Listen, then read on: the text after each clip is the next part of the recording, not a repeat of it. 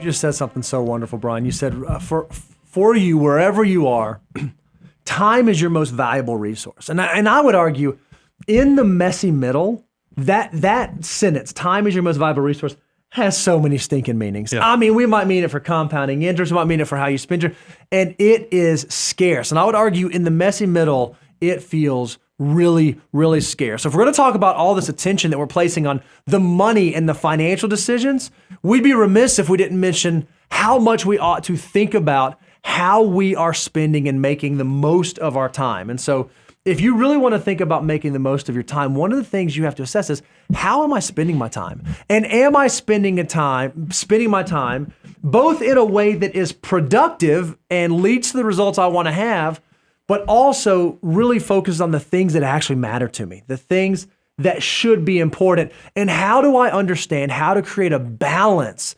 between family and the commitments on that side of the equation versus career and the commitments on that side of the equation? Because I think in the 30s, it's really, really easy to get it out of whack one way or the other. Well, I think when people talk about career balance, I don't know, it gets a little, this is where I sound old man on the front porch. It gets a little soft and squishy.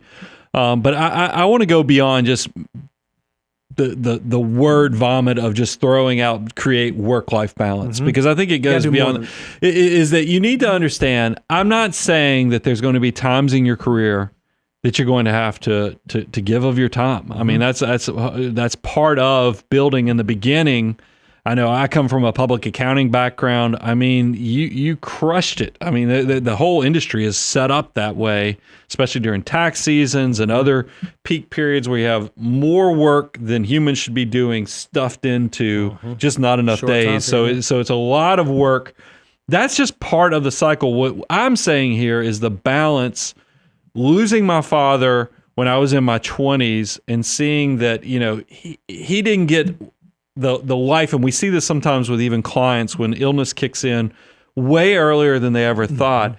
I just want to make sure you have a time and place for each phase of your life. I'm not saying that hard work is not going to occur, long hours is not going to occur, but just do them in the right time. So if I was challenging my 20 and even sometimes 30-year-olds who don't have the families and I think that's your time to put in those hard days.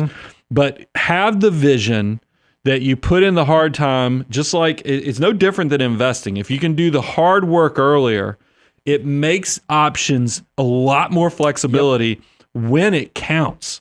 Because I know once you get married, once you start having kids, hopefully if you did the hard lifting earlier, you get to now go to the kids' school events. You get to potentially coach the little league thing, but you've got to balance it, have a vision so that you just don't go along for the ride and you're not an active participant. Because I meet so many, and look, don't think I'm picking on your profession, because I know both of these professions are very successful.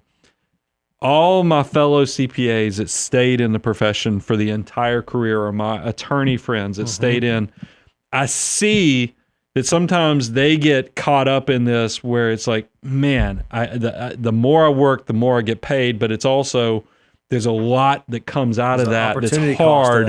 And I just want you to have a vision for your career that balances the when and where, so you can create the best version of your life. That way it sounds better than a soundbite and lets you actually look at it over the span of what does a work career look like to create the best version of yourself, to also maximize the family, so that just in case you leave earlier than you anticipated, there's not regret and there's still legacy left with your loved ones. What I love about that is, if we're going to split it into like these sort of two components, like the career, financial way that you spend your time, and then all the stuff out that. Now, we talk about families, but maybe that's not your circumstance. But the thing that you're doing outside of work, I think another thing that you really ought to think about is, how am I maximizing both sides of that equation? So if I do want to be career focused, if I do want to do that, is my job just a job where I check in at 9, I leave at 5, and I'm living for the weekend?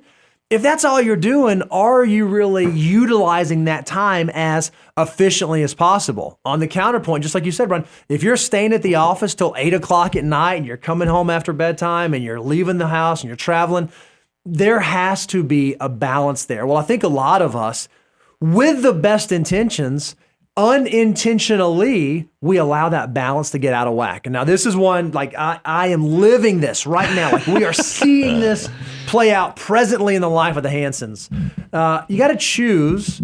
I said kids here. You call it outside of work, but choose the activities that you're doing outside of work very intentionally. And if you do have children, think about how you're choosing those activities, because while it may be with best intentions into an already stressful season of life, it can be adding so much more stress that may or may not be necessary. And I don't think this is completely avoidable. I mean, because you want to encourage your kids to go out there and explore and become the best version of themselves.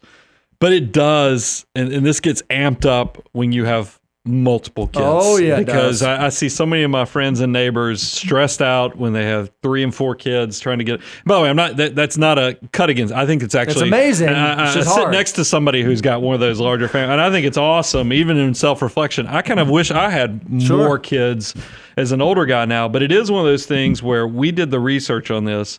Look at this slide. Average of 12 hours a week spent on child's athletic activities. Now, when you see that, you're like, well, man, that's half a day of one of my 7 days. But Bo, you put it in great context in our show prep meeting. You said, no, let's take that into how long a kid is home from school, Monday through Friday. What does it look like in that comparison? I thought about like in our life, your kid gets home at 3, and then if bedtime is at 8, ours is at 7. But if bedtime was at 8, that gives you, 5 hours, 5 days a week, 25 hours. That's half the time. Yeah. And by the way, this doesn't include like eating dinner together, sitting down as a family, working on homework, and a lot of this stuff bleeds into the weekends, like dance competitions. They bleed, and you're like, holy cow, I am losing all this time. And I'm not saying that's even bad. I'm just saying if you're not careful about it, you will wake up one day and say, holy cow, I've got 400,000 different things to get to, and it's so stressful, and we're biting and yelling and arguing, and it's not peaceful. Is it actually worth it? I will say self-reflection, because it hurt my feelings at the time. But looking back, I see why my parents did it. My parents actually sat me down and they said, son, you got to choose between all your extracurriculars. Oh, that's so wise. Well, I was doing piano, I was doing sports, and then I what else? I had 2 other things, because my parents were like, we can't do all the things you're trying to do because your mom is being run ragged. And I had to choose which ones I was going to do. Did I just say do? Okay, I was making sure I didn't turn it into a poop joke. But it's but it is one of those things. I want you to be very intentional so you don't create heartache and stress for your family. And by the way, we just talked about the time.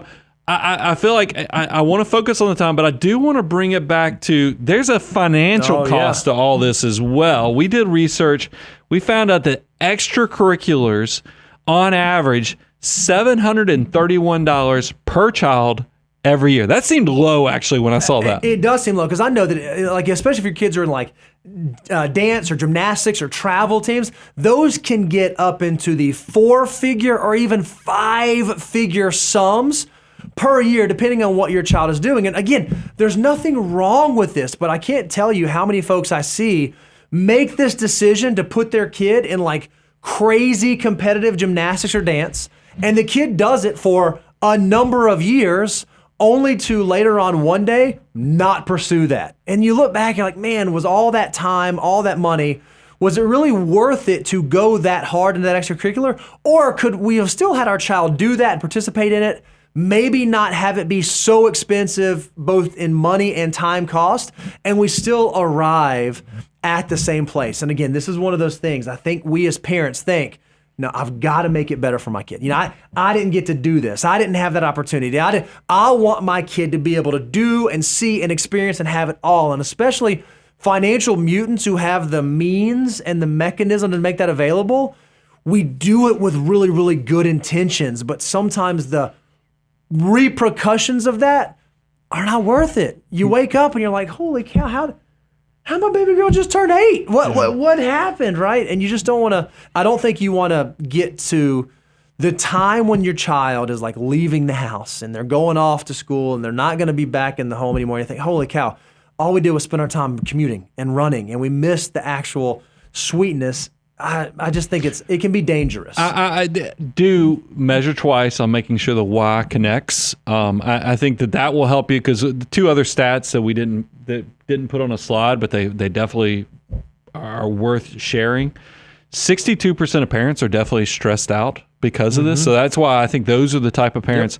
If you are part of that 6 out of 10 parents who are stressed about this, figure out the intentionality and the why to make sure that you are creating the best memories and experiences for your family. And then this one shocked me. 42% of parents are actually using credit card debt to pay for these things.